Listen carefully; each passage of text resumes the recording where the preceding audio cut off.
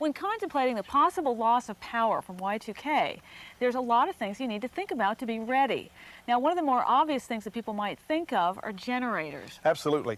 They do a good whole house job. You get plenty of work out of it, but the point is they're very expensive, take a lot of fuel. Fuel is hard to stabilize for long-term storage, so you have to get something extra to add to it for that. Also, a lot of zoning codes do not allow them to operate after hours. So they might not be the best solution then for everybody. And there's so many different kinds of safer options and also less expensive kinds of things. We've got so many things here. Let's focus on lighting for a minute. We have solar-powered lighting, which is very effective. It's low light, but it allows you to have safety and security in the dark.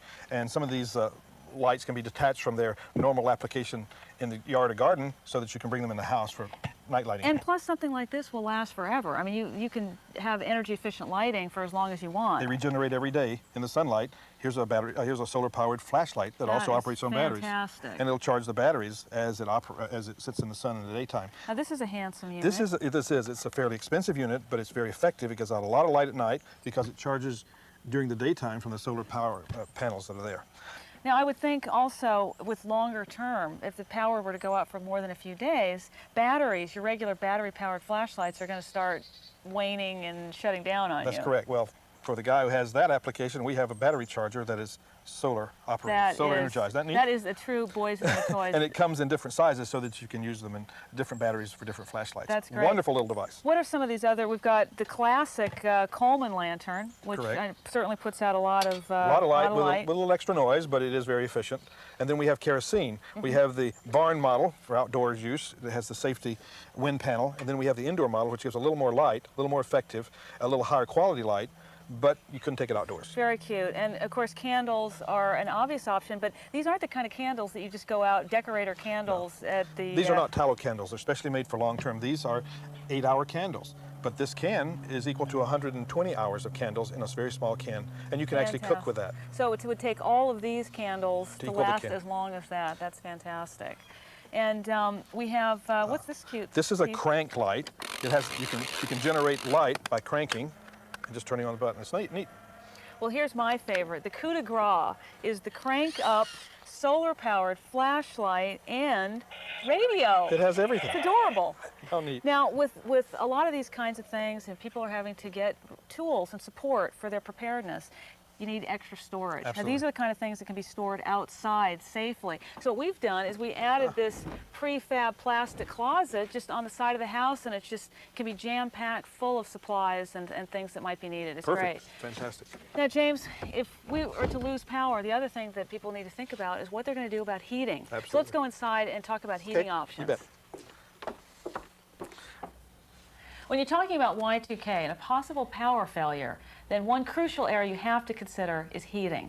Now, it's going to be cold for a lot of people on January 1st, 2000, all over the country. Not a good time to start a problem, is it? Not at all. So if you can't depend on a delivery of electricity, gas, then you need to take preparations. Now, a lot of people might say, well, I've got a fireplace and I'll just heat that thing up. Well, fireplaces are terribly inefficient, 20% at best, sometimes below zero, because you're actually losing heat up the chimney. So what are some of the solutions? Well, I think, as we have here, a heat and glow insert will give us a lot more responsive efficiency, up to 50–60%. That's a big improvement. So that's actually a unit that goes inside the fireplace and radiates the heat outward. Another solution is a wood stove. A freestanding wood stove has a lot of movement and air around it, and so you can get much more efficiency, 60, 80, 85%. That's fantastic. They do take up a certain amount of floor space, but you could cook on it as well. And you can purify your water by boiling it while it's operating, sure. What are some other solutions? I think kerosene is probably the most popular one and the easiest for most people to manage. An old standard. It's been around a long time. However, be aware that it's going to take about 5 gallons of kerosene fuel for 24 hours of operation. Wow. And of course that will also operate a lantern for the night hours. That means 30 of these just for a month. Just for a month. That's a lot of fuel. So it's a problem storing it. It is. Yeah. And it's flammable, so you don't want to store it in your home or in your garage. So you'd have to have that stored then outside a separate storage area away from the house. I think you'd want to store it away from anything, especially your food. Now, what about propane? Propane's another solution. Propane, if you'd call your local dealer or distributor, they have products that can heat your home that are add-on, can be done after the home is built or added to an existing home. It's fairly inexpensive, but they can heat your home and get the exhaust outside so that you don't suffocate. So, and again, the tank would either be buried or somewhere on the property. They'd at least be external to the house, and that's the important thing. What about safety? Well, you know, if you're going to have a fire in your home, you ought to have a carbon monoxide device to sense the fact that you might be poisoning yourself. Also, this is a smoke detector. And they're battery operated, as you can see, so it has the best of both possible worlds. Got to be battery operated, too. And if you're going to burn a fire in the house, better have a fire extinguisher. And I'd have several in different places and away from the fire so that you can get to them in case there is some kind of fire. And be sure to keep children away from any kind of exposed heating elements. Now, so there's a lot that people need to think about besides just having a few extra blankets and snuggling up for a few hours. So James, now another thing we need to think about is if we lose power, we're going to need to look at cooking, how to solve the cooking needs. Let's go into the kitchen and look at that. Well, James, if we lose power, whether it's electricity or gas, we're going to have to consider cooking. That's true, but you know, you can just pretend you're camping out, but you're just doing it within the four walls of your home. Hey, you can make it a little bit fun, too. Food preparation in the home on camp gear is kind of fun. The kids will enjoy it. Exactly. And this is just a classic Coleman camp stove. With a big difference, and that is that this is a dual fuel model. It allows you to use both white unleaded gas and the leaded gas that you could siphon from your automobile. That's great. And then it also has the convenience of 2 burners that a lot of people will like. And here's a simpler, though, a single burner version. That's a backpacker's version. It's perfect for a single item. Great. And what's this? This is a kerosene version, whereas that burns regular fuel or unleaded gas. This will burn kerosene. So if you have a kerosene heater and a kerosene lantern, you can use the same kerosene fuel for cooking food.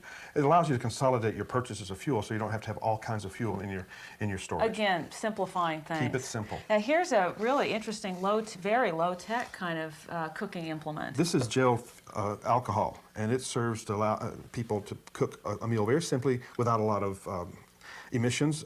It's very low on the CO2 and soot, and you can control the flame simply by moving the damper or even turn it off completely. And it's real clean too. You just open it up like a can of paint, very and it's safe. Stable. It's gel, so it and you stays. can drop it right into the little convection device, and that allows you to concentrate the heat on the bottom of a pan. And good stability there too. Absolutely. How about even lower tech version, a candle? A candle. This is like the 6 candles you can use for lighting, and they concentrate the heat as if you had 6 candles in the middle of a pot, and it'll boil water.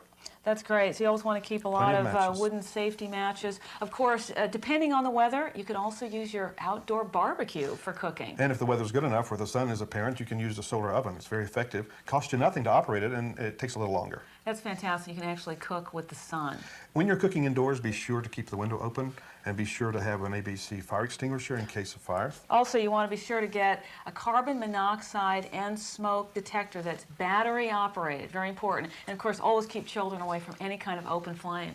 Safety first, always in the home. Absolutely. So there's no reason why we can't have the convenience and simplicity of cooking, even if we're having to operate with compromised kinds of services. Again, if we're prepared, there'll be no emergency for us. I like that. This is not hype. There's a lot of very credible, solid citizens that know a great deal about this problem, do view it as a problem. Some of them are optimistic that they will get their systems done, but they're less optimistic that they will all be done.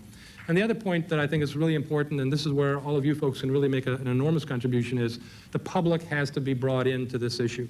We can't get the public suddenly alarmed that this is a problem in December 1999. There won't be enough time to assess the information that they must have on what systems will work and what won't, and then we'll get panic reactions.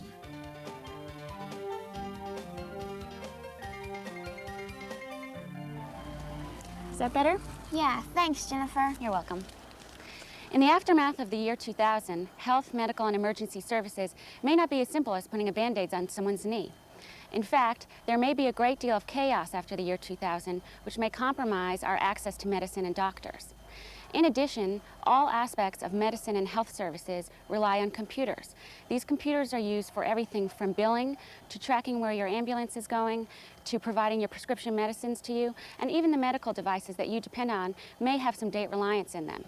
That's why we think it's so crucial for us to be thinking about this now and to be preparing for our possible medical needs after the year 2000.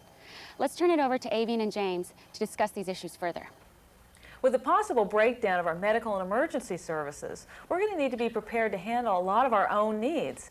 So James, how do we begin to make those kinds of plans? Perhaps the most important thing to do is go ahead and have early on in the year of 1999 our medical and dental exams, and then follow through to make sure that we take care of any problems that may be found. Before the event. Before the event. Exactly, because it could be pretty chaotic. If they find that we need glasses or a different prescription, then we should go ahead and get an extra pair of glasses also. Keep a copy of all prescriptions so that we can have them in our files in case the source we get them from is no longer available. And also have extra prescription medicine done in case it may be difficult to fill prescriptions the first month or two. In fact, I would urge each person to have their doctor give them an extra prescription that they can have with them, and to go ahead and have it filled also so that they have a continual supply for at least a couple of months. Seems very